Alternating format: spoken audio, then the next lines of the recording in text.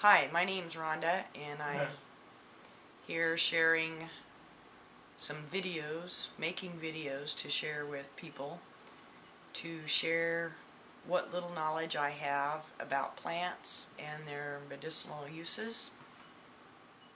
I'll share a little bit about myself. I was born in Bakersfield, California in the fall of 1961. I have lived along the Oregon coast all my life. I love it. It's very wet, very windy, and very cold here. Right here where I live, if it hits 80, it's hot. And humid because of the wetness. It's not a dry, arid climate. It's a great place to be a plant. And we have wonderful mountains, and we have deserts, and it's beautiful. I call myself an herbalist, and I'm definitely not licensed. I hear tell they can do that kind of thing now, but I don't know that would be appropriate. My studies began. I grew up very influential years outside of Reedsport in Gardner. My parents taught us, what berries to eat, what berries not to eat, which ones would cause us to have belly aches and have to run to the bathroom. Anyway, my interest began when I was late in my teen years, 17, 18 years old, listening to some women talk about lemon balm and how it was calming and how it made you feel and relieved tummy aches in babies. And I kind of put all that on the back burner and always did a lot of gardening for vegetables and stuff to eat, and enjoyed that. I've always enjoyed being outside. I was looking for the cure for psoriasis because I've been plagued since I was 18 months old, and kids in school, they're kind of mean, make fun of you, and I just beat the crap out of them. So, I started studying at home by reading books and trying different teas and stuff like sarsaparilla. It's definitely an acquired taste in a tea form. I really like tinctures. I take them by putting the suggested dose in a glass of water and swallowing and chasing it with more water. My hopes here are to help people help themselves by teaching you, sharing what I know. Then you can learn and you can make things for yourself and help yourself. I truly believe what we really need is growing right in our own backyard. We don't have to go searching high and low all over the country to collect things we need. One of my biggest goals, what I'd really like to get across to people, is to treat the plants with respect. Seriously, you can't go out there and take everything you see in a patch and expect it to grow back. Just be very, very respectful to the earth. I call her Mother Earth. She provides everything we need. Take what you need for yourself and your family. And then move on and find another patch, because they grow everywhere. Chickweed keeps popping into my mind. It's very prolific. It's very dainty. It likes early spring. When it gets hot in the summer, it tends to die back and stuff, and it puts off a lot of seeds. I have it growing all over my yard. It's great for the lymph node systems. So respect is the thing I would really like to get across to people.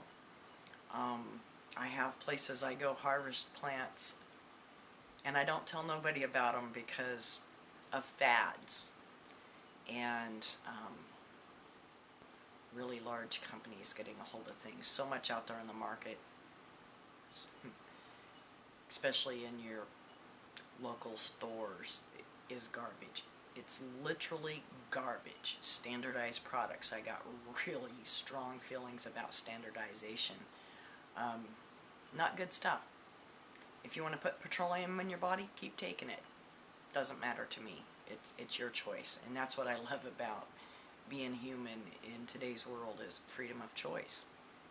It's an important thing to me. I really like it, and I choose to help myself with the plant medicines. I've thrown prescriptions in the garbage can on the way out because I've got a diagnosis and I was able to take care of it. The only thing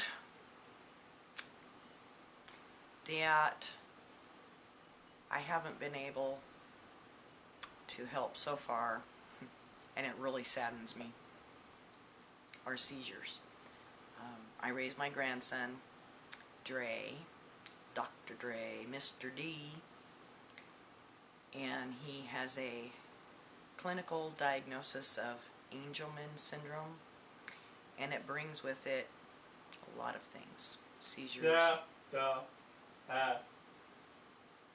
Seizures are one thing, and his are very hard to control.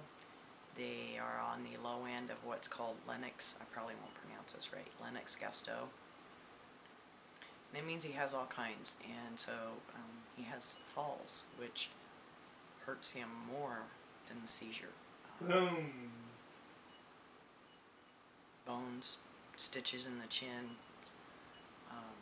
So safety is a big thing, and I haven't been able to help those.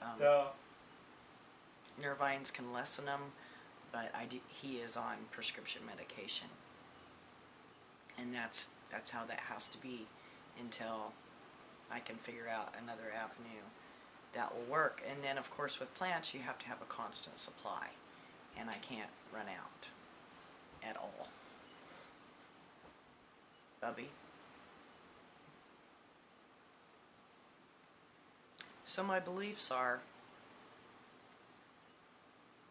plants have spirits, and I call please.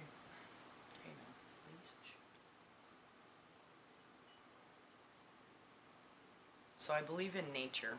I believe in the plants as medicinal. They call it alternative medicine. I like to call it the original medicine because it was here before the chemicals were. For eons, since the beginning of time, human beings have been making one form of extract or another with some very interesting methods. I have some seriously old books on like Indian medicine and old booklets and PDF files on what they did in the 1800s, and some of it was quite disgusting. Just leave it at that. They're fun to read. However, what I find is what they were used for hundreds of years ago are still the same things they are used for today. What science has done is they have been able to analyze the components, the natural plant chemicals, their composition, and that's interesting. And as far as I'm concerned, that's as far as science needs to go. When they start isolating compounds, they no longer work synergistically in the body. They're synthetic. They will work for a lot of people for a long time, but they won't work the same as the plant works. And those are just some things to keep in mind. So this little video is just so that you get to know me a little bit better. I will be making more. I don't want to bore you to tears, so I'm going to say bye for now. We'll see you later. Take care.